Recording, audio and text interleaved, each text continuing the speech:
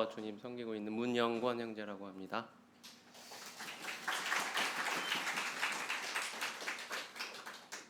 오늘 전주 기린로에 와서 이렇게 말씀도 청년 형제 자매님 여러분들에게 말씀 전할 수 있는 기회를 주셔서 주님께 감사드리고 저는 한 5년 만에 지금 한국에 온 것 같아요. 태국에 떠난 지 만 5년 됐어요. 2018년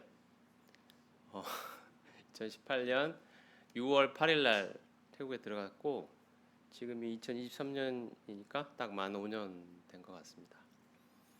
그래서 오랜만에 한국에 오니까 이것저것 많이 달라진 것 같아요. 운전도 태국은 반대로 하거든요. 그래서 이제 그것도 처음에 많이 겁을 먹었고 혹시 반대로 역주행하다가 사고 날까봐 그런 것도 있고 여러 가지 제도나 이런 게 여러 가지가 많이 살짝씩 바뀐 것 같아요. 많이 발전했고 그 쿠팡이란 걸 써가지고 주문했더니 그 다음날 새벽에 오더라고요. 그래서 깜짝 놀랐고 확실히 빠르긴 빠르구나 한국이 이런 것도 알고 태국에 있다 보니까 약간 그 느긋한 느낌이 있거든요. 약간 한국보다는 시키면 3일, 3, 4일 만에 오고 막 이런데 한국은 다음 날도 오고 막 그러더라고요. 바로 새벽에도 오고 막 그래서 모든 게 내가 옛날에 여기 이런 나라에 살았었구나 그런 생각을 하고 지금은 좀 느긋해져 가지고 천천히 이렇게 좀 살고 있는 것 같습니다. 제가 있는 곳은 태국의 치앙마이라는 곳입니다. 여기 태국 북부에 산이 좀 있는 그런 지역에 살고 있고요. 내일 이제 자세한 이야기 해드릴 텐데 오늘 저녁에는 청년 여러분들에게 드리고 싶은 말씀, 하나님 말씀을 통해서 여러분에게 교제를 하고자 합니다. 오늘 저녁에 함께 나누고자 하는 말씀은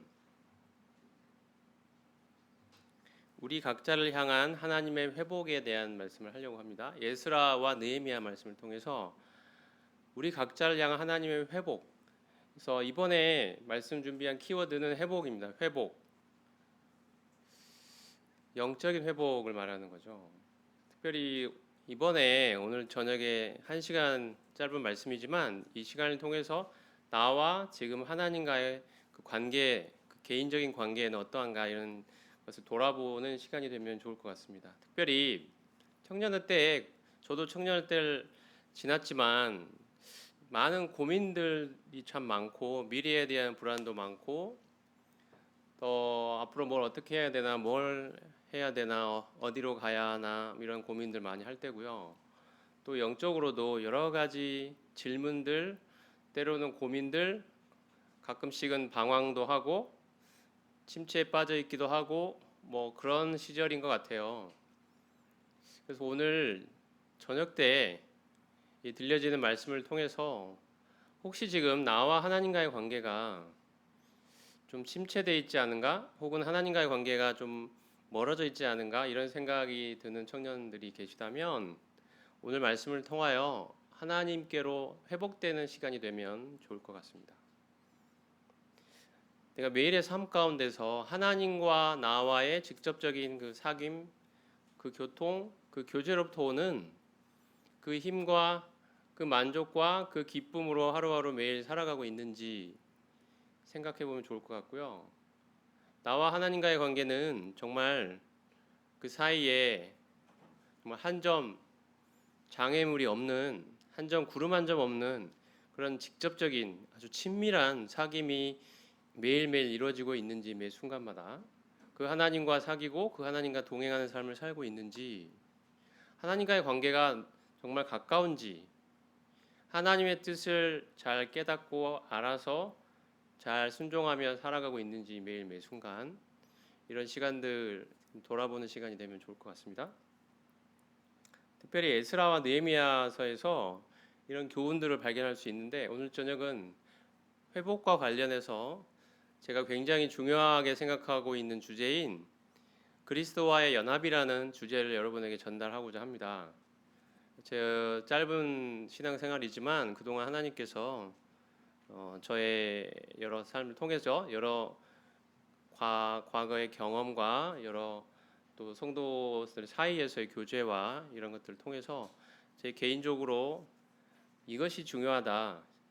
성도의 삶은 무엇일까? 신앙이란 무엇인가? 도대체 우리는 어떻게 살아야 하는가에 관한 귀중한 교훈들을 이 그리스도와의 연합이라는 주제로 많은 말씀들을 저한테 주셨거든요. 오늘 여러분에게 그것을 소개를 해보려고 합니다. 회복과 관련해서. 자, 회복. 이게 다윗 성과 솔로몬 성전입니다. 아랫부분은 다윗이 쌓은 다윗 성이고요. 그 위에 솔로몬이 성전을 지어서 이 전체를 시온산, 시온성이라고도 부릅니다. 오늘날의 예루살렘의 시초가 되겠죠. 자, 이곳이 멸망하게 됩니다. 그죠? 바벨론에 의해서 멸망을 당하게 됩니다. 주전 586년경에 이스라엘 백성이 하나님과의 언약을 어기고 하나님께 불순종했을 뿐 아니라 하나님의 주권을 거부하고 반역을 했어요. 하나님이 여러 번 선지자를 통하여 그들에게 경고하셨음에도 그들은 결코 듣지 않았고 순종하려 하지 않았습니다. 그 결과적으로 그들은 바벨론 제국에 의해서 아주 비참하게 처참하게 망하고 말았죠. 성전은 황폐화됐고 성벽은 무너지고 말았습니다. 성전은 어떤 곳입니까, 여러분? 성전은 하나님을 경배하는 곳이고 하나님의 영광과 하나님의 임재를 볼 수 있는 곳이죠. 한마디로 하나님의 집을 성전이라고 부릅니다. 하나님의 집. 하나님의 임재가 거기 있고 거기에 가면 하나님의 영광을 볼 수 있고 하나님과의 친밀한 사귐이 있는 곳, 하나님을 경배한 마음을 다해 경배할 수 있는 그곳, 그곳이 성전이죠. 하나님의 집, 하나님이 계신 그곳. 근데 그 성전은 완전히 무너지고 황폐화되고 말았습니다. 그리고 예루살렘 성을 지키고 있던 그 쌓여있던 성벽들은 완전히 무너져 버렸습니다. 회파되고 무너졌습니다. 그들이 왜 이렇게 되었을까요? 이것이 오늘날 이제 최근에 발굴되고 있는 옛날 다윗성의 무너진 잔재들입니다. 지금 혹시 나의 영적인 상태는 어떠한가? 혹시 이렇지는 않은가? 생각해 보자는 거죠. 여러 가지 활동들을 할 수도 있고 여러 가지 프로그램에 참여할 수도 있고 교회에서 오랫동안 지내왔을 수도 있지만 나와 하나님과의 그 보이지 않는 그 관계는 어떠한가라는 거죠. 여러분과 하나님 사이에 그 관계는 정말 친밀합니까? 하나님이 어떤 분인지 매일 매순간 그 하나님의 임재와 영광 안에 살고 있습니까?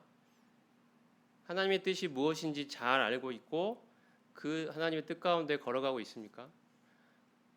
하나님과의 사귐에서 오는 그 직접적인 사귐에서 오는 그 기쁨과 행복, 영적인 만족 이런 것들을 누리면서 매일 매순간 하나님과 동행하고 계신가요? 나의 영적인 상태는 어떻습니까? 만약 우리가 그렇지 못하다고 한다면 우리에겐 뭐가 필요하겠습니까? 영적인 회복이 필요합니다. 자, 에스라와 느헤미야 말씀은 이러한 회복이 어떻게 시작되어서 어떻게 진행되었는가를 보여주는 성경의 이야기입니다. 자, 회복은 어떻게 시작될까요? 에스라 말씀을 한번 보면 자, 에스라 1장 5절을 같이 한번 읽어볼까요? 시작. 이에 유다와 베냐민 족장들과 제사장들과 레위 사람들과 그 마음이 하나님께 감동을 받고 올라가서 예루살렘의 여호와의 성전을 건축하고자 하는 자가 다 일어나니. 자, 회복은 하나님께 감동을 받은 사람들로부터 시작됩니다. 어떠한 감동입니까? 여호와의 성전을 건축하고자 하는 그 감동, 그 마음의 열망.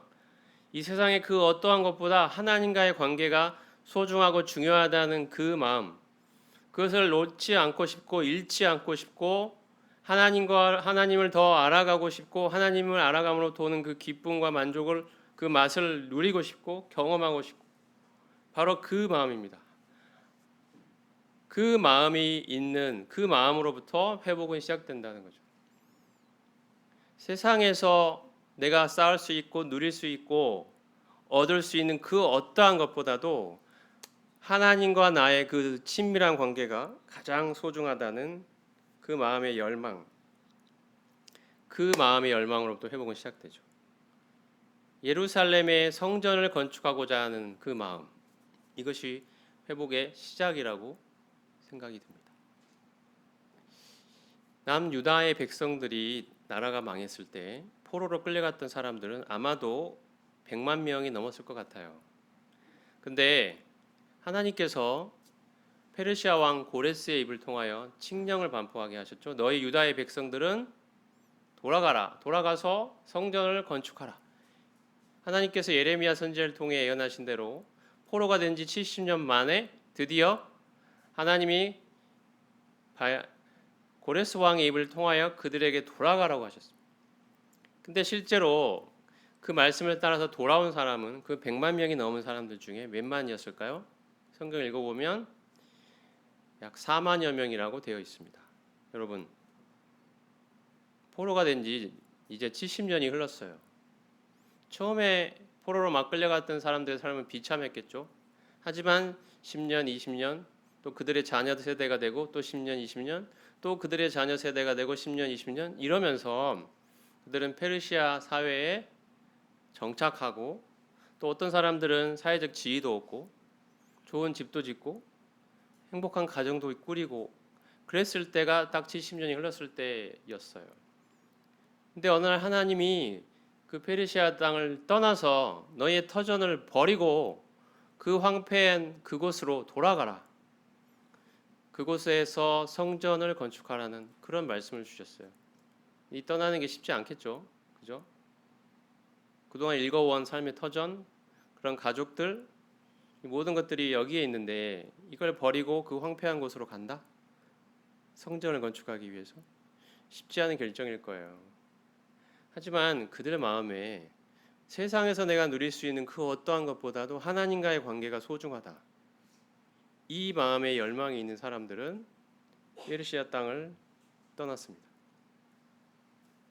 우리가 세상에 여러 가지 미련이 있죠. 세상에서 누리고 싶은 것들도 많이 있을 수 있습니다. 또 청년의 때 우리가 가질 수 있는 원대한 꿈, 계획 이런 것도 있을 수 있어요. 또 세상의 사람들이 가지고 있는 것들이 부러워 보이고 좋아 보이고 나도 저걸 가지면 내 삶이 행복할 것 같고 그런 것들이 있을 수 있죠. 근데 우리가 한번 생각을 해보면 좋을 것 같습니다. 과연 나는 나의 삶은 무엇을 위해 지금 살아가고 있는가? 무엇을 위해 드리고 있는가? 내가 좇고 있는 것은 과연 하나님으로부터 오는 그 성전을 건축하고자 하는 그 열망인지 아니면 내가 내 집을 짓고 내 꿈을 이루고 내 만족을 위해서 살아가고 싶은 나의 행복, 나의 만족 이것이 내 삶의 목표가 되어 있지는 않은가? 나는 페르시아 땅 이 세상 깊이 뿌리를 내리고 여기서 정착하고 바로 여기가 내가 살 곳이며 내 꿈을 이룰 곳이라는 그 세상 사람들과 똑같은 마음으로 하나님이 그곳을 떠나라고 하시는데도 떠날 수 없는 나의 마음, 여전히 세상에 대한 미련과 여기서 뭔가 이루고자 하는 그 마음이 있지는 않는지. 회복은 떠남으로부터 시작됩니다. 세상을 떠나서 산으로 가라는 소리는 아니고 우리는 해야 될 일들이 있죠. 가족이 있으면 가족도 부양해야 되고 자녀도 키워야 되고 우리에게는 직업도 필요하고 또 결혼도 해야 될지도 모릅니다. 여러 가지 필요한 것들이 있어요. 그걸 하지 말라는 게 아닙니다. 세상을 등지고 산으로 가라 그런 뜻이 아닙니다. 우리의 인생에 어떠한 목표를 가지고 있느냐, 나는 무엇을 위해 살아가는 존재냐, 그걸 이야기를 하는 거죠. 내 삶의 목표는 성전을 건축하는 것인가? 아니면 이 땅에서 나의 행복인가? 나의 만족인가? 나의 꿈인가? 이거죠. 세상 사람들처럼 살고 있는가? 이것입니다. 하나님이 부르셨을 때 페르시아 땅을 박차고 일어나 하나님이 명하신, 하나님이 부르신 그 성전 건축의 그 사명을 향해 분연히 일어섰던 사람들 4만 명이 드디어 돌아오게 됩니다. 드디어 회복이 시작되게 되죠. 그리고 그들이 와서 한 최초의 일은 성전 기초를 놓는 일입니다. 기초가 굉장히 소중하잖아요. 중요하죠. 그죠? 기초가 없으면 쌓아도 쉽게 무너지잖아요. 우리의 신앙도 마찬가지입니다. 아무리 쌓으려고 해도 기초가 빈약하다면 쉽게 무너지고 세상에 유혹이 오고 세상의 위협이 우리 가운데 올 때 너는 그렇게 살다가는 망할 거야. 너는 이 세상에서 루저가 될 거야. 그렇게 사는 사람이 누가 있어? 주변을 봐봐. 이런 세상의 위협 혹은 세상의 유혹, 좋아 보이는 것들, 내가 취하고 싶은 것들, 내 마음속의 욕심을 잘 만족시켜 줄 만한 좋아 보이는 것들, 눈에 좋아 보이는 것들, 귀에 좋아 보이는 것들이 유혹을 해옵니다. 이러한 유혹과 위협이 올 때 우리는 쉽게 무너져 버린다는 거죠. 기초가 없다면. 그렇지 않습니까? 기초가 뭘까요? 근데 우리 신앙에서 이스라엘 백성들이 기초가 놓였을 때 성경을 읽어보면 여호와를 찬송하고 어떤 사람들은 대성통곡했다 이렇게도 기록이 되어 있습니다.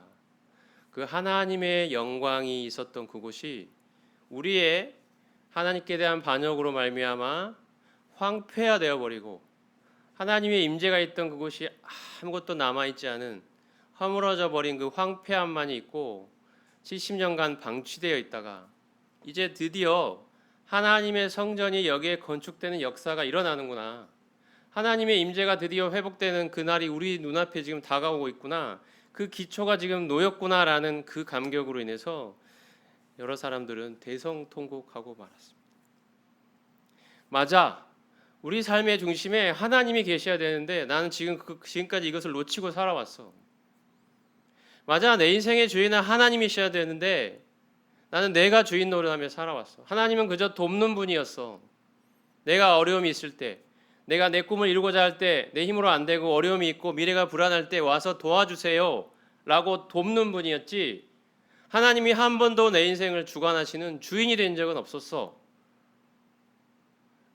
그래서 내 인생이 이렇게 황폐해진 거야. 하나님과의 관계가 이렇게 망가져 있는 거야.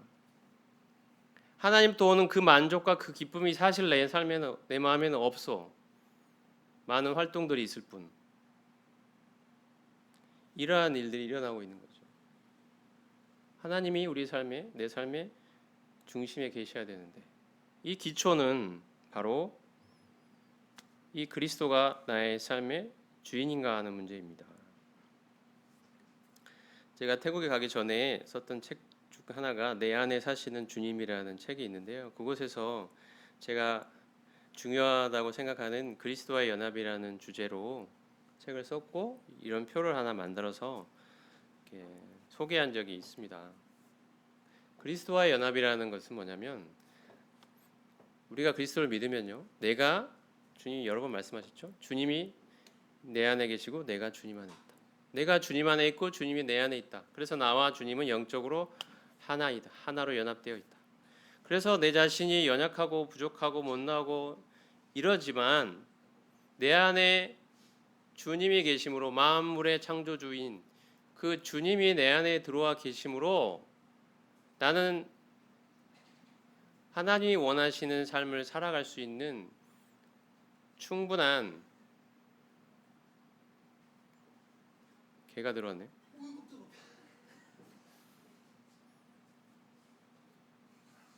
말씀 들으러 왔니? 혹시?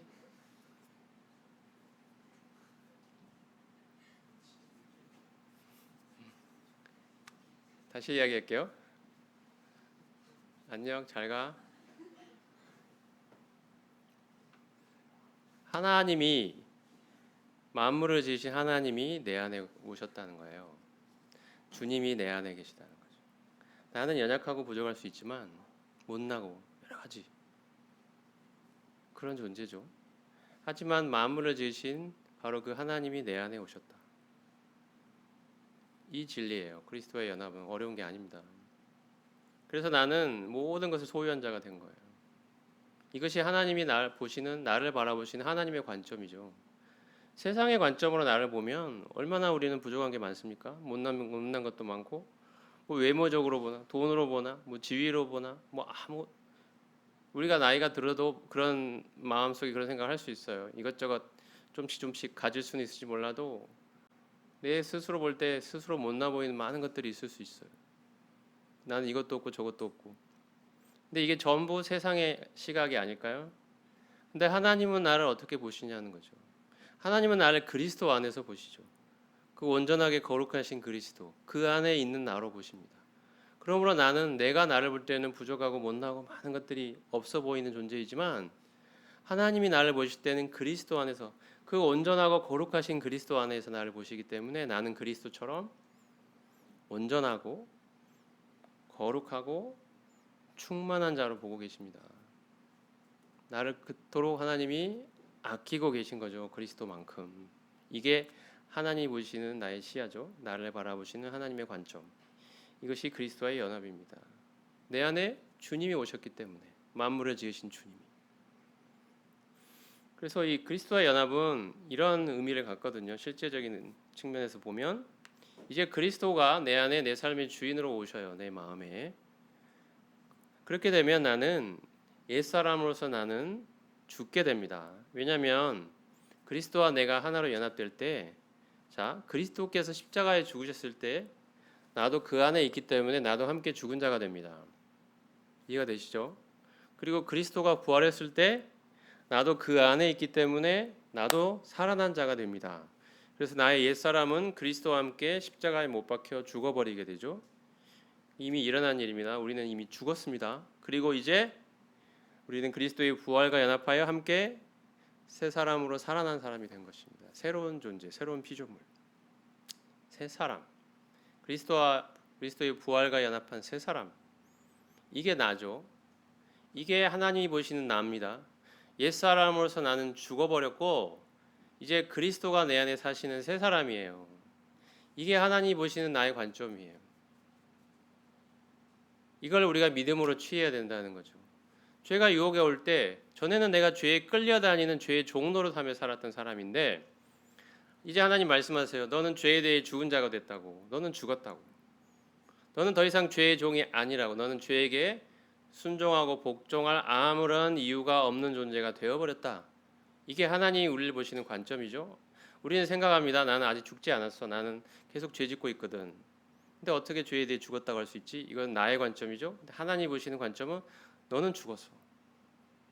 또 죄 좋아하고 살아가던 너는 죽은 거야. 죄에 끌려다니면서 죄의 종노릇하며 살던 너는 죽었어. 라고 하나님 말씀하시죠. 그럼 우리에게 필요한 건 뭘까요? 네, 맞습니다. 하나님. 저는 죽은 자입니다라는 그 믿음입니다. 하나님 말씀이 사실이라고 하나님의 관점을 나의 것으로 취하는 그 믿음. 이게 우리에게 필요하겠죠. 이것이 핵심입니다. 나는 죽어버렸고 이제 내 안에 주님이 사신다는 이 믿음으로 살아가는 거죠.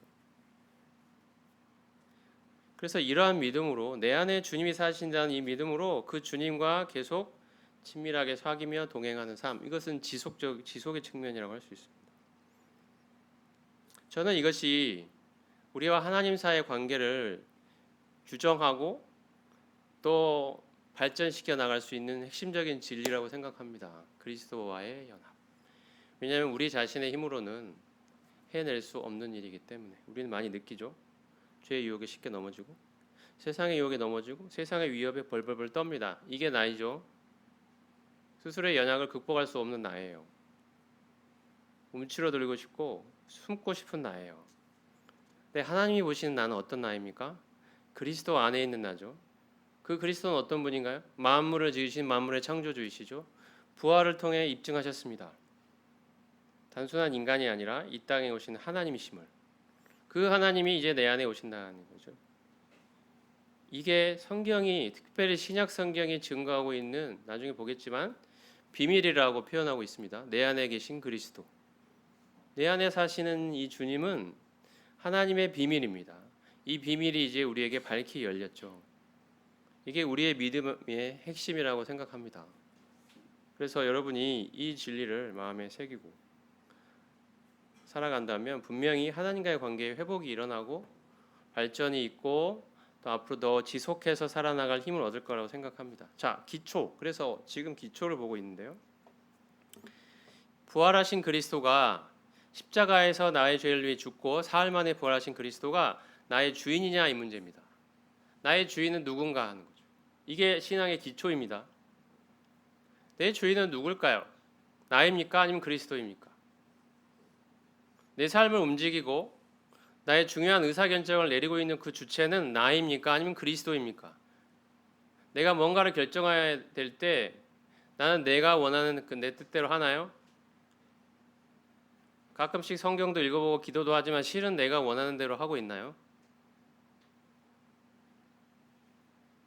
누가 내 인생의 주인일까요? 내 인생의 내 마음의 그 보좌에는 누가 앉아 있습니까? 저는 많은 경우에 그동안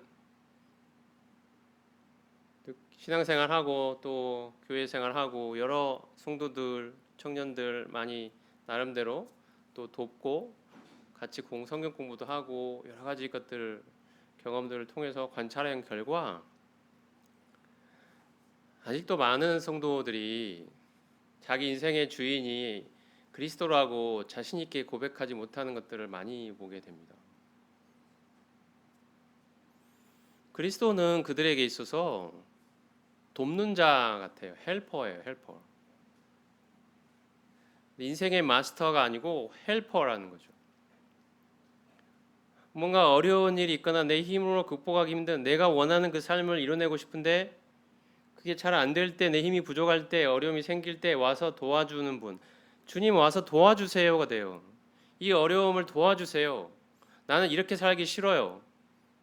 이걸 좀 없애주세요. 해결해 주세요. 내가 원하는 삶이 있는 거죠. 내가 주체가 된, 내가 주인으로서 원하는 삶이 있는데 주님은 그저 문제가 생길 때 와서 도와주는 힘센 종인 거죠. 여전히 내 삶은 내가 주관해서 가는 거죠. 내가 원하는 뜻이 있고 꿈이 있고 계획이 있죠. 주님은 돕는 분. 주인은 아닌 겁니다. 주님 내 삶에 들어와서 개입하실 필요까지는 없어요. 나는 내 생각이 있고 내 계획이 있거든요. 어려움이 있을 때 도와주시기만 하면 돼요. 이게 우리가 그리스도를 바라보는 우리의 마음인가요? 그렇다면 아직 주인이 아니죠. 최근에 제가 어떤 글을 읽었는데 김연아 아시잖아요, 여러분, 그죠? 김연아 피겨 선수. 그 피겨 선수 김연아 선수가 이런 말을 얼마 전에 했다고 하더라고요. 물은 100도에서 끓는다. 물은 99도에서는 끓지 않는다. 이런 이야기를 했대. 너무 당연한 이야기인데 중요한 어떤 교훈이 있는 것 같아요. 제가 봤을 때. 여러분, 나름대로 여러분이 99도만큼 살아왔는지도 몰라요. 근데 100도가 안 되면 절대 끓지 않아요. 여러분의 삶의 영적인 삶도 마찬가지라고 생각합니다. 나름대로 노력도 하고 이것저것도 해보고 애도 써보고 99만큼은 했어요. 근데 100이 아니라면 끓음은 일어나지 않아요. 우리의 영적인 삶에도 그 끓음에 해당되는 그 영적인 내가 원하는 그 영적인 변화, 영적인 승리, 변화, 그 성장 이게 일어나지 않는다고요. 그 영적인 생명력이 내 삶에 살아 역사하는 그 일이 일어나지 않아요. 왜? 100도가 아니니까. 99도라 할지라도 일어나지 않습니다. 99도, 99%만큼 끓나요? 그렇지 않죠. 전혀 끓지 않습니다. 단지 1도의 차이인데도. 이게 중요합니다. 신앙도 제가 보면 넘어감이 필요한 것 같아요. 넘어가는 단계가. 아직 딱 걸려 있을 때가 있어요. 그 일이 부족해서. 근데 그 남은 일마저 주님께 드려야 합니다. 이것마저 드리면 나는 무슨 인생 낙으로 살아가나, 인생의 낙으로.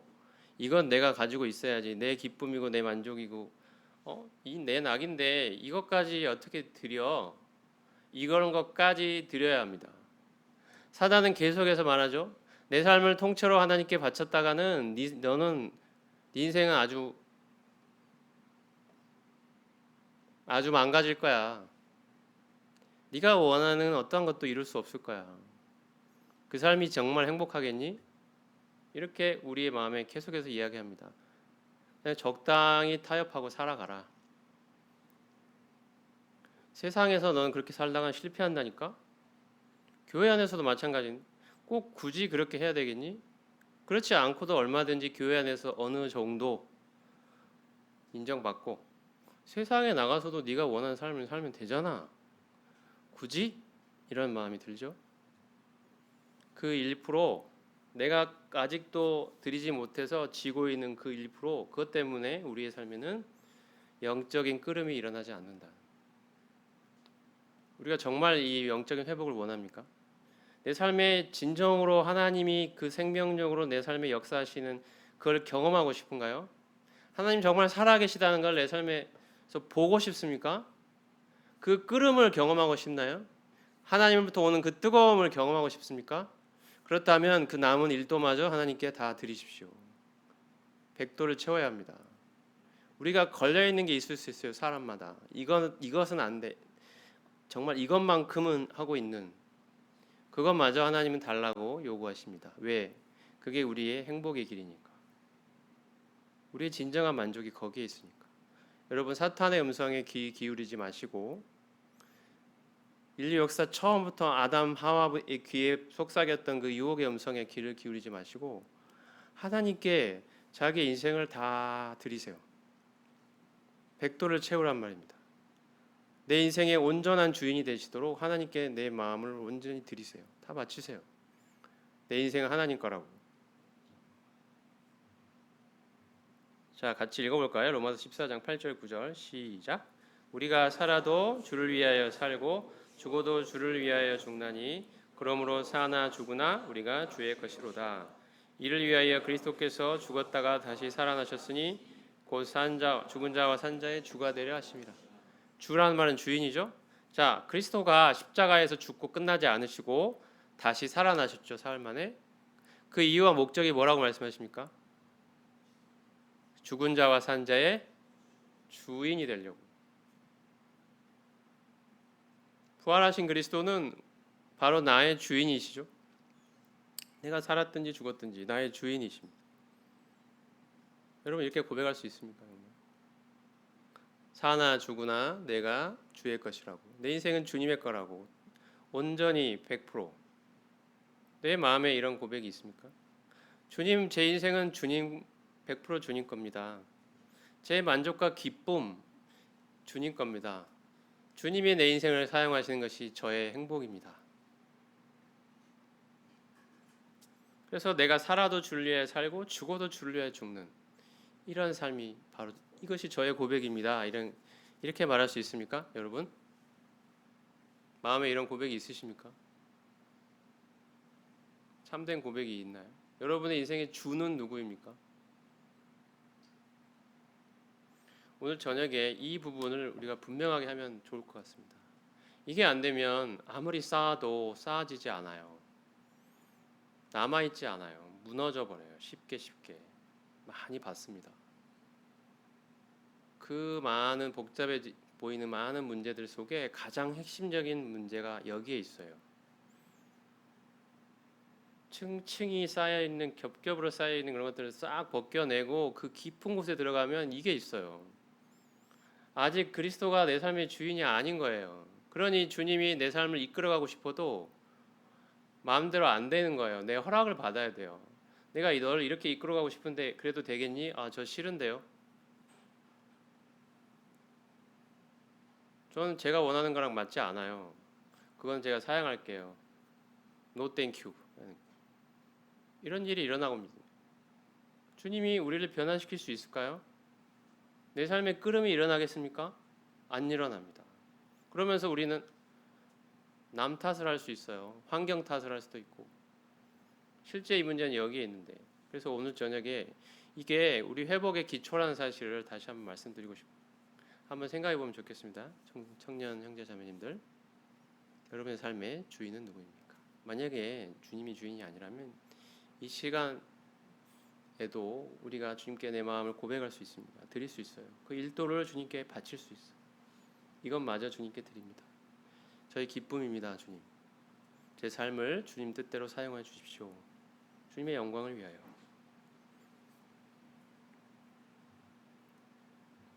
사도들이 맨 처음에 했던 설교, 최초의 설교죠. 사도행전 2장에 기록되어 있는데 자, 이렇게 고백을 해요. 이렇게 설교합니다. 읽어볼까요? 시작. 이 예수를 하나님이 살리신지라 우리가 다 이 일의 증인이로다. 그런즉 이스라엘 온 집은 확실히 알지니 너희가 십자가에 못 박은 이 예수를 하나님이 주와 그리스도가 되게 하셨느니라. 이게 이 최초의 메시지, 이 역사상 그리스도의 제자들에 의하여 행해진 최초의 메시지예요. 이게 이 핵심을 제가 적어 놓은 거거든요. 그 메시지의 주제는 그리스도가 누군가 하는 거예요. 하나님이 십자가에 유대인들이 못 박아 버렸던 그 하나님 예수님을 하나님이 다시 살리셨는, 우리가 이 일의 증인이 되는, 그리스도가 부활하셨다는 거예요. 근데 이 부활을 통해 우리가 이제 확실히 알게 된 사실이 있는데, 그건 뭡니까? 너희가 십자가에 못 박은 예수가 사실은 누구라고요? 주와 그리스도라는 거죠. 여러분, 우리가 예수님을 누구라고 우리는 고백합니까? 예수님의 이름이 뭔가요? 호칭. 주 예수 그리스도. 뜻이 뭡니까, 여러분? 이 뜻이 뭐예요? 주는 주인이고 예수는 이는 저희 백성을 저희 죄에서 구원할 자다. 그리스도는요? 그리스도는 히브리어로는 메시아죠. 하나님이 이 땅에 보내서 하나님의 왕국을 건설하게 하고 왕으로 다스리게 보내실 분, 왕이에요. 한마디로 쉽게 말하면 왕. 여러분, 예수님을 이 땅에 예수라는 이름으로 살아갔던 한 유대인 청년, 그 사람을 향하여 이분은 나의 주인입니다. 내 인생의 주인입니다. 그리고 이분은 내 인생의 왕입니다. 이렇게 고백하는 게 예수님 믿는 거죠. 그렇지 않습니까? 이분은 나의 구원자이시며 나의 주인이시며 내 왕이십니다라는 고백, 이게 신앙의 기초죠. 제일 기초입니다. 제일 중요한. 이게 흔들리면은 어떠한 것도 아무리 많은 성경 공부를 하고 교회에서 10년, 20년, 30년 무슨 직책을 얻고 아무 필요가 없어요. 다 무너집니다. 쉽게 무너져요. 내 마음에는 영적인 황폐함이 있어요. 쌓아도 쌓일 수가 없어요. 기초가 무너져 있으니까. 이게 기초입니다, 여러분. 오늘 이 시간에 분명히 하면 좋을 것 같아요. 예수님은 여러분에게 누구입니까? 어떤 분입니까? 주입니까? 그리스도입니까? 아니면 그저 예수입니까?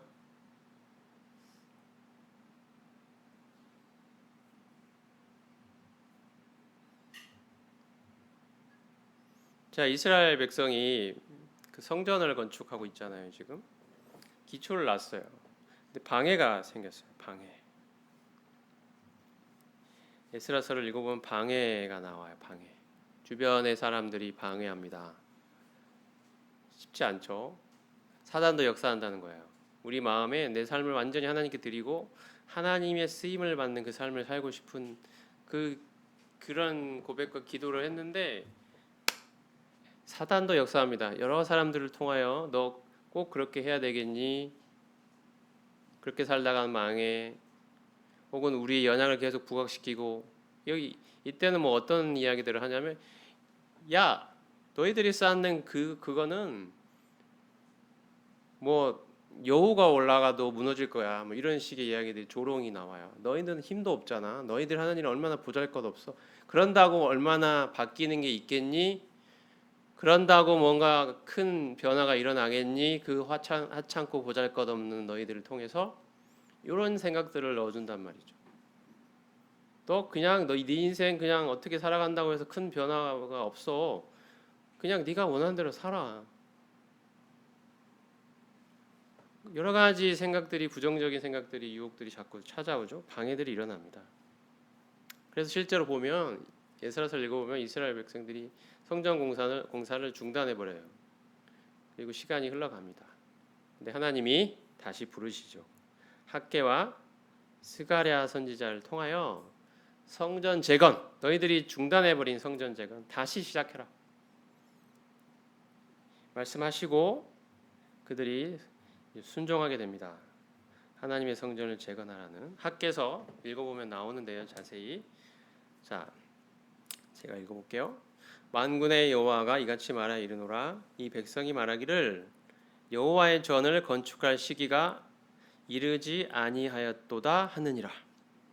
여호와의 말씀이 선지자 학개에게 임하여 이르시되 이 성전이 황폐하였거늘 너희가 이때에 판벽한 집에 거주하는 것이 옳으냐. 판벽하다는 것은 집안이 잘 꾸며지고 인테리어가 잘 돼 있는 그런 보기 좋은 집이라는 뜻이거든요. 하나님의 성전은 황폐해져 있는데 너희는 너희 집 꾸미는 일에 바쁜 삶을 살아가는 것이 과연 옳은 일이냐라고 하나님이 그들을 향하여 도전하셨죠. 하나님의 성전은 황폐해져 있는데 너희는 이 세상에서 너희 꿈 이루고 너희 만족 찾고 네 행복 찾고 하나님의 성전은 이렇게 황폐해져 있거늘 과연 이게 옳은 일이냐고 말씀하시죠. 우리는 늘 이야기합니다. 아직 때가 이르지 않았다고. 내가 이것도 하고 이것도 얻고 이것도 이뤄내고 이것도 쌓고 하고 나면 그때 가서 내가 주님을 섬길 거야. 지금은 아직 안정된 것이 없기 때문에 지금은 아니야. 나는 이게 필요해. 나는 이게 더 급해. 이거 하고 이것도 하고 이것도 되면 그때 가서 생각해 볼게. 아직 때가 아니라고 이야기합니다. 아직 때가 이르지 않았다고. 우리가 우리 생각이죠.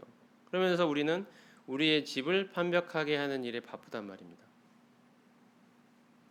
그 유다의 백성들을 향해 하나님이 이 성전은 이렇게 황폐해진 채로 버려진 채로 남아 있는데 너와 그 하나님과의 관계는 회복이 일어나지 않고 너가 하나님과의 그 직접적인 그 사귐과 교제로부터 그 친밀함과 그 만족과 기쁨 그것은 네 영혼 안에 지금 없는데 너는 세상이 주는 그 만족에 취해 가지고 그거 얻으려고 하나 더 얻으려고 지금 전전긍긍하면서 살아가고 있느냐? 이게 과연 옳은 일이냐? 하나님이 말씀하시는 거죠. 도대체 너는 무엇을 위해 살아가니? 네 인생의 목표는 뭐야? 하나님 물으시는 거죠. 만군의 여호와가 말하노니 너희는 자기의 행위를 살피지니라. 네 삶을 봐봐. 네 마음을 봐봐. 네가 어떻게 지금 살고 있는지 살펴보라니까 하나님 말씀하시죠. 그리고 하나님 하신 말씀이 너희는 산에 올라가서 나무를 가져다가 성전을 건축하라. 이게 저는 오늘날 우리들을 향한 하나님의 동일한 음성이라고 생각합니다. 여러분 산에 올라가서 나무를 가져다가 성전을 건축하십시오. 여기서 나무라는 것은 우리 인생이 우리가 각자가 갖고 있는 여러 가지 인생의 재료들이라고 생각이 들어요. 우리가 갖고 있는 것들 이미 하나님이 주신 것들이죠. 지식일 수도 있고 무슨 배경일 수도 있고 어떤 가정일 수도 있고 나의 어떤 능력일 수도 있고 재능일 수도 있고 그 모든 것들이에요. 내가 가지고 있는 내 삶에 하나님이 주신 모든 것들 이것을 가져다가 뭐 하라고요? 자기 행복을 위해 쓰라고요? 나의 집을 판벽하게 하는 일에 쓰라고요? 그 나무를 가져다가 내부 인테리어 공사를 아주 화려하게 해가지고 멋있고 이쁜 집 만들라고요? 뭐 하는 데 쓰라고 했습니까? 하나님이 성전 건축하라고. 하나님이 일으키시는 그 회복의 역사에 동참하라고. 네 인생 거기에 다 바쳐 그 일 하라고 하나님이 부르시는 거죠. 너 나무를 가져다가 성전 건축해라. 네 인생에 내가 준 그 재료들을 가지고 하나님이 기뻐하시는 그 일 하라고. 그 성전 건축하는 일에 네 인생을 다 바치라고. 그게 네가 살아가는 이유임의 목적이라고. 그랬을 때 너와 하나님과의 관계는 그 한 점 구름 한 점 없는 그 행복과 그 기쁨을 맛보게 될 거라고 하나님이 말씀하시죠. 여러분 어떤 종류의 삶을 원하십니까?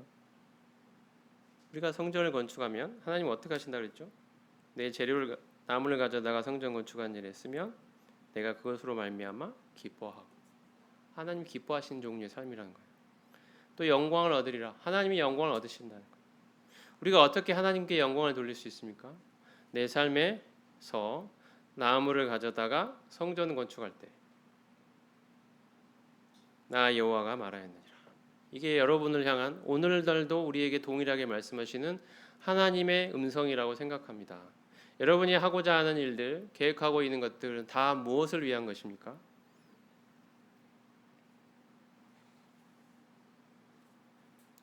오늘 이 저녁에 나와 하나님과의 관계를 정말 심도 있게, 깊이 있게, 또 정직하게 한번 생각해 보는 시간을 가져도 좋을 것 같아요. 이게 기초니까요. 제가 한 시간 안에 여러 가지를 다 말할 수 없지만 중요한 부분 먼저 말씀드리려고 해요. 이 부분이 너무도 중요하니까 여기에서 많은 사람들이 주저하고 있거든요. 넘어가길 꺼려하고 있어요. 계속 사탄의 음성에 귀를 기울이고 있단 말입니다. 하나님이 얼마나 좋은 분입니까, 여러분? 하나님이 얼마나 우리를 사랑하시는 분입니까? 그리스도께서 나 같은 죄인을 위하여 십자가에서 모든 것들을 다 쏟아 부으셔서 우리를 사랑하셨죠.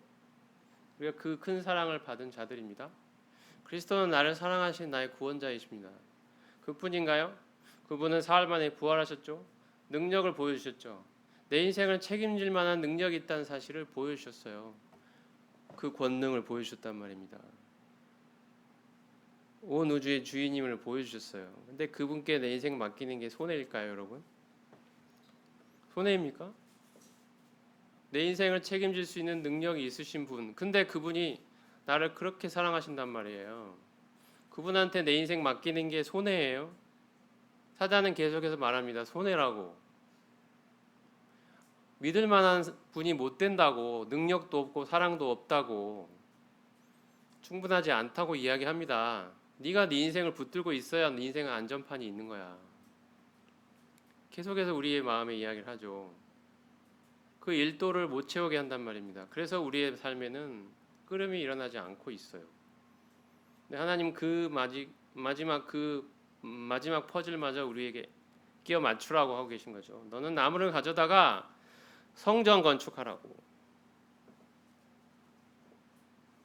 끊임없이 말씀하시고 계십니다. 우리 각자는 아마도 우리가 이러한 하나님의 음성을 진작에 듣고 있었는지도 몰라요. 근데 계속 주저하고 있는 거죠. 그렇게 하면 내 인생 망할까봐 걱정하고 두려워하고, 또 세상에서 이루고 싶은 그 세상에서의 미련, 욕심 이런 것들, 아직도 그 끈적끈적한 그것들이 남아 있어서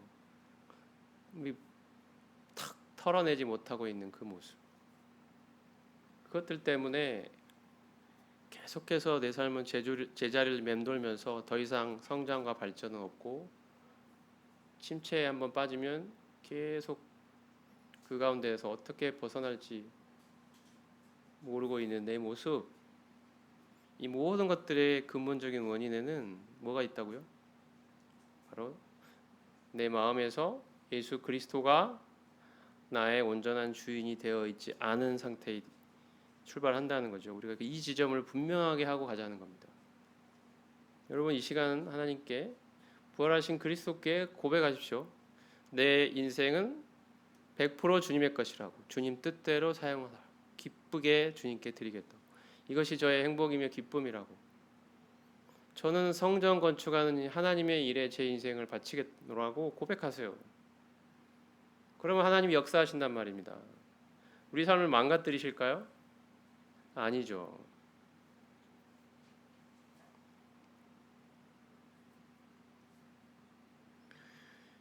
여러분 4만 명이 되시길 바랍니다. 나머지 96만 명 하지 마시고 4만 명 하셨죠? 베드로전서 3장 15절 같이 읽을까요? 시작. 너희 마음에 그리스도를 주로 삼아 거룩하게 하고 너희 속에 있는 소망에 관한 이유를 묻는 자에게는 대답할 것을 준비하되 온유와 두려움으로. 너희 마음에 그리스도를 주로 삼아. 그리스도가 주인이라는 거죠. 주인이라는 거. 그리스도를 주로 삼았다. 우리가 예수님 믿었다는 건 무슨 뜻이에요? 그리스도를 우리 마음에 주로 삼았다는 거. 주. 저의 주는 바로 그리스도입니다. 그럴 때 우리의 마음이 거룩해진다. 깨끗해진단 말입니다. 그래서 하나님과의 관계가 친밀해지는 거예요. 깨끗해지는 거예요. 한번 더 볼까요? 다른 말씀 골로새서 2장 같이 읽겠습니다. 시작. 그러므로 너희가 그리스도 예수를 주로 받았으니 그 안에서 행하되 그 안에 뿌리를 박으며 세움을 받아. 그러므로 너희가 그리스도 예수를 주로 받았으니라는 건 뭡니까? 주님을 받아들였다는 거죠. 누구로? 어떤 존재로? 나의 주로. 주.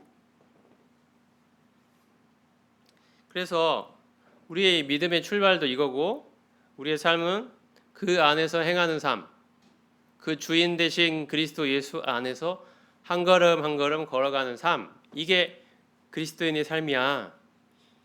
이게 너희들이 지금 걸어가고 있는 삶이며 걸어가야 할 삶이야. 잘 생각해 봐라. 이게 고린도서 2장의 의미죠. 그리스도 예수를 주로 받았으니 그 안에서 행하라고. 우리의 그리스도의 삶의 저는 전부를 여기서 표현하고 있는 것 같아요. 그리스도 예수를 주로 받고 그 그리스도 안에서 한 걸음 한 걸음 걸어가는 삶. 이거 말고 더 있을까요? 그리스도인의 삶을 표현할 수 있는 말씀이. 저는 이 말씀을 되게 좋아합니다. 그리스도 예수를 주로 받았으니 그 안에서. 여러분의 마음에 왕좌가 있는데 여기에 누가 앉아 있느냐 이 질문입니다. 여러분입니까? 아니면 그리스도입니까? 누가 여러분의 마음에 한가운데 앉아서 여러분의 삶에 다스리고 있나요? 만약에 여러분이 앉아 있다면 얼른 내려와서 주님께 자리를 이양하시기 바랍니다. 그래야 되겠죠? 그래야 이제 끓음이 일어날 겁니다. 변화가 일어날 겁니다. 성장이 일어날 겁니다. 세상의 유혹과 위협에도 흔들리지 않는 그 견고한 믿음을 갖게 될 거예요. 그리고 하나님은 나를 사용하시고 내 삶을 사용하시고 하나님이 기뻐하시고 하나님이 영광을 얻으실 겁니다. 이게 내 삶이 살아가는 이유와 목적이죠. 이거 하라고 하나님이 우리 부르신 거 아니에요? 그러니 우리가 예스라고 응답해야 되겠죠. 나의 인격으로 내 마음속 그 중심에 그 인격으로 하나님을 향하여 예스라고 응답하는 겁니다. 하나님 제 인생은 하나님 것입니다. 하나님 뜻대로 사용하십시오. 이것이 하나님이 저를 세상에서 건져내시고 불러내신 그 이유가. 어떤 사람이 지나가다가 저 아궁이에 불에 타고 있는 그 나무 등걸을 발견하고 얼른 뛰어가서 어떤 이 사람은 그 조각가예요. 조각가. 나무를 가지고 이쁘게 작품을 만들어내는. 근데 어느 가다 보니까 나무가 쓸만한데 아궁이에 타고 있는 거예요. 그래서 얼른 뛰어가가지고 그 불길에서 그 나무를 건져내가지고 불을 다 끄고, 그죠? 그리고 버려두겠습니까? 아니죠. 이 조각가가 이 나무를 건져낸 그 이유와 목적은 뭐예요? 이 나무를 써서 아름다운 조각품 만들어가는 게 그분의 목적이에요. 그래서 건져낸 거예요. 건져낸 것 자체가 목적이 아니란 말입니다. 나를 통하여 우리를 통하여 하나님 우리를 그 지옥의 불 가운데 건져내신 것은 그 불 건져내고 끝이 아니고요. 그 이유와 목적이 있다는 거예요. 나 같은 자를 사용하셔서 하나님의 일에 쓰고자 하신다는 말입니다. 나를 통하여 하나님의 그 어떠함을 나타내기를 원하시는 거예요. 그 아름다운 조각품을 만들어내고 싶으신 거예요. 그리스도를 닮아가는 그 아름다운 조각품, 하나님의 마스터피스로 우리를 부르신 거란 말입니다. 그 걸작품으로 하나님이 나 같은 사람을 그 불 가운데서 건져내셔서 그 더러운 것들을 다 깎아내시고 그 안에 있는 그 순전한 그 핵심 그걸로 통해서 하나님이 원하고 이루어가기를 원하시는 그 일을 하나님이 나를 사용하셔서 하고자 하시는 그거 하신다. 그거 하려고 우리를 구원하신 거란 말입니다. 그러니 우리가 세상에 눈을 돌리고 세상에 미련을 갖고 나는 세상에서 어떻게 내 꿈을 아주 멋지게 한번 이루어서 사람들의 부러움을 한번 사볼까? 당당하게 이 세상을 향해 내가 외쳐볼까? 나의 성공한 누구 있다고. 이렇게 이게 인생의 목적입니까, 여러분? 그렇지 않죠. 하나님, 제 삶을 하나님 뜻대로 쓰십시오. 제 인생은 하나님의 것이니까요. 제 인생은 그리스도의 것이니까요. 제 인생은 이제 제 것이 아니에요. 그리스도의 것이에요. 주님 뜻대로 사용하세요. 이것이 저의 기쁨입니다. 주님, 이 저녁에 제가 이렇게 고백하기를 원합니다. 제 마음 중심에 이제 주님이 앉으세요. 주님 뜻대로 제 삶을 다스리고 인도해 주세요. 이러한 분명한 고백이 오늘 저녁에 우리 가운데 있기를 바랍니다. 그러면 하나님 우리의 삶을 사용하실 겁니다. 하나님의 영광을 위하여, 하나님의 선하신 목적을 향하여 우리의 삶에는 끓음이 나타날 것입니다. 다른 사람들이 다 보고 알게 돼요. 아, 저 형제 안에는, 저 자매 안에는 끓음이 일어나고 있구나. 이제 끓고 있구나. 그를 통해 하나님이 역사하시는구나. 그와 하나님과의 관계는 정말 회복되어 있구나. 하나님이 그 안에 살아계셔서 그의 영혼 안에 말할 수 없는 만족과 기쁨을 늘 주고 계시구나. 그가 그 힘으로 살아가는 거 있구나. 하나님을 보고 하나님의 영광 안에, 하나님의 임재 안에 살아가고 있구나. 이제 그의 마음 안에 성전이 건축되어 그 회복되어 있구나. 이걸 보게 된다는 거죠. 이런 삶을 원하지 않습니까, 여러분? 오늘 밤에 이렇게 고백하자고요. 내 심령에. 하나님, 제 마음 안에 저의 주인이 되어달라고. 이스라엘 백성들이 이런 마음으로 해나갈 때 여전히 세상에 많은 위협 혹은 유혹들이 있었지만 하나님은 그들에게 계속 말씀하셨어요. 스룹바벨아 굳세게 할지어다. 예수아야 굳세게 할지어다. 너희 유다의 백성들아 굳세게 할지어다. 나 여호와가 너와 함께하느라. 우리의 인생에 하나님이 나와 함께 하신다는 이 사실 말고 무엇이 우리의 삶에 보장이 될 수 있을까요? 하나님이 내 인생에 나와 함께 하신다는 이것 외에 우리는 무엇을 더 필요로 할 수 있을까요? 만물의 창조주 하나님이 나와 함께 하신다. 근데 우리는 때로 그런 것들을 놓치고 많이 살아가죠. 내 삶에 정말 하나님이 함께 하시는지 잘 모르겠다. 이렇게 생각할 수도 있습니다. 우리는 어떻게 하나님이 나와 정말 함께 하신다는 그것을 실제적으로 경험할 수 있을까요? 내가 하나님의 일을 하고 있을 때입니다. 하나님의 그 회복의 역사에 내 삶을 들여 동참하고 있을 때 하나님 만군의 여호와가 너와 함께하느니라 이 음성을 들으며 살아간다는 거예요. 왜? 내가 하는 일은 하나님의 일이니까요. 내 인생은 하나님의 것이니까요. 만군의 여호와가 함께 하시겠죠. 이게 하나님 거니까. 내 삶은 하나님 거니까. 그래 하나님이 계속 말씀하신다는 거예요. 굳세게 하라고. 흔들리지 말라고. 세상에 그 어떠한 유혹과 위협이 찾아와도 결코 흔들리지 말, 굳세게 하라고. 왜? 하나님, 만군의 하나님, 만군의 여호와, 창조주 하나님이 너와 함께 하시니까. 그 길에. 이게 우리 인생의 가장 확실한 보장 아닙니까?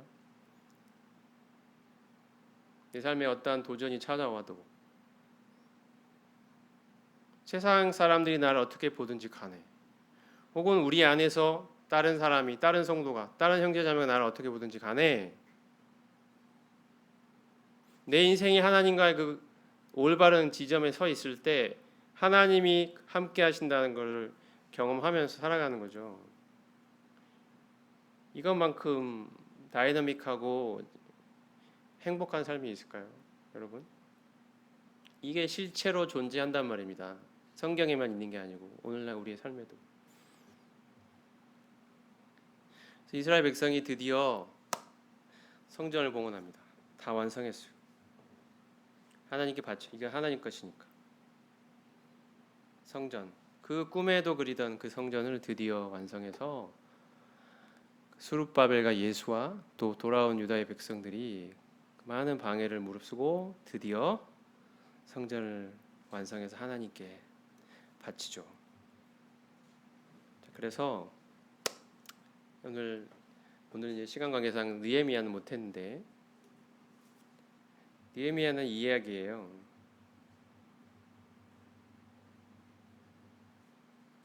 느헤미야는 성벽 이야기하거든요. 성벽이 허물어져 있었어요. 이렇게 허물어져 있어요. 그럼 어떤 일이 일어나죠? 적의 공격 침입으로부터 무방비 상태가 된단 말입니다. 쉽게 들어온단 말이에요. 세상의 유혹, 죄의 유혹이 내 마음에 막 몰려들어요. 왜? 성벽이 무너져 있으니까. 성벽은 나와 세상을 구별하고 나와 죄를 구별하는 거란 말입니다. 그 단절을 시키고 있는 거예요. 그 나를 세상으로부터 보호해 주죠. 죄의 유혹으로부터 보호해 주는 게 성벽이란 말이에요. 이게 무너져 있단 말이에요. 나와 죄의 관계, 나와 세상의 관계가 무너져 있어요. 그래서 우리에게 필요한 건 이 성벽 재건이란 말입니다. 그래서 성전은 나와 하나님과 나와 그리스도와의 그 직접적인 관계를 의미하고, 이 성벽은, 느헤미야의 이야기는 나와 죄의 관계, 나와 세상의 관계를 말하고 있어요. 그래서 이거는 오늘 저녁에 못하니까 언제 하지? 할 시간이 없네. 다음에 또 주님이 기회를 주시면. 오늘 저녁에는 이야기했어요, 여러분. 하나님과의 관계를 올바로 정립하라. 나와 하나님과의 관계. 내 마음의 성전, 내 마음의 주인은 누구십니까, 여러분? 이 질문을 반드시 오늘 저녁에 계속 보류해 놓고 계지 마시고, 계속 하나님 말씀하시는데도 밀어놓고 아직은 때가 이르지 아니하였사오니 이러지 마시고, 지금이 때입니다. 지금이 바로 그때입니다. 내 마음에 끓음을 일으킬 때예요. 그 나머지 일도를 다 하나님께 바칠 때예요. 그것마저 하나님께 드리시는 저녁 시간이 되면 좋을 것 같아요. 아셨죠, 여러분들? 여러분한테 제가 내일은 이제 뭐 태국 이야기도 드리고 그런 시간을 가질 것 같은데, 선교 이야기도 궁금하시겠지만 오늘은 이런 말씀을 통해 여러분과 함께 하나님 말씀을 나눴습니다. 그래서 여러분에게 시간을 드릴게요. 눈을 감고 한 1분 정도 한번 쭉 하나님께 기도하는 시간을 가지면 좋을 것 같습니다. 지금 이 시간에 나와 하나님과의 관계에 대해서 하나님께 하고 싶은 이야기를 한번 해보세요. 분명하게 고백하는 시간을 되면 좋을 것 같습니다. 눈을 감고 한번 기도하시면 좋을 것 같아요. 제가 1분 뒤에 제가 기도하고 마치겠습니다.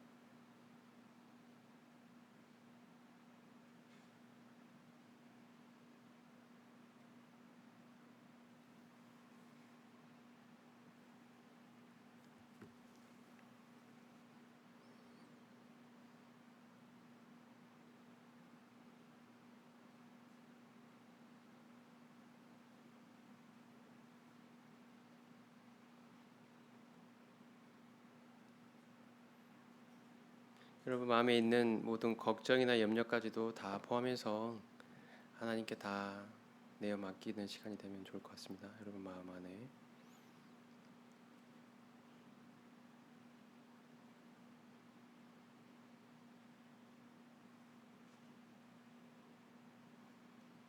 자, 기도하겠습니다. 하나님, 에스라 말씀을 통하여 하나님이 일으키시는 그 회복의 역사에 대한 귀한 교훈을 저에게 허락해 주셔서 감사합니다. 특별히 오늘 성전의 기초를 자세히 봤는데, 우리의 신앙에도 정말 기초와도 같은 그 진리, 그리스도께서 십자가에서 죽고 부활하신 그 그리스도, 그분이 정말 내 마음 안에서 내 삶의 주인으로 좌정하시고 내 삶을 다스리도록 그분께 내 삶의 중심을 내어드리는 참 그러한 귀한 일이 오늘 여기 모여있는 모든 청년 형제 자매님들 10년 가운데 일어나기를 간절히 기도합니다. 그리하여서 그들의 삶에 하나님이 이루고자 하시는 성전 건축의 역사가 분명하게 일어나게 하시고, 그들의 삶에 끓음이 일어나서 정말 그들을 통하여 하나님이 영광을 얻으시는 이 마지막 때에 이 놀라운 일이 일어나도록 주님이 역사해 주시기를 간절히 기도합니다. 그들의 10년 가운데 주님 분명히 역사해 주시고, 그들이 하나님의 음성에 아멘으로 응답하게 하셔서 정말 이곳에 모여있는 모든 청년 형제 자매님들 삶을 주님 뜻대로 사용하시오. 주님의 영광을 얻으시고 기뻐하시는 일이 일어나기를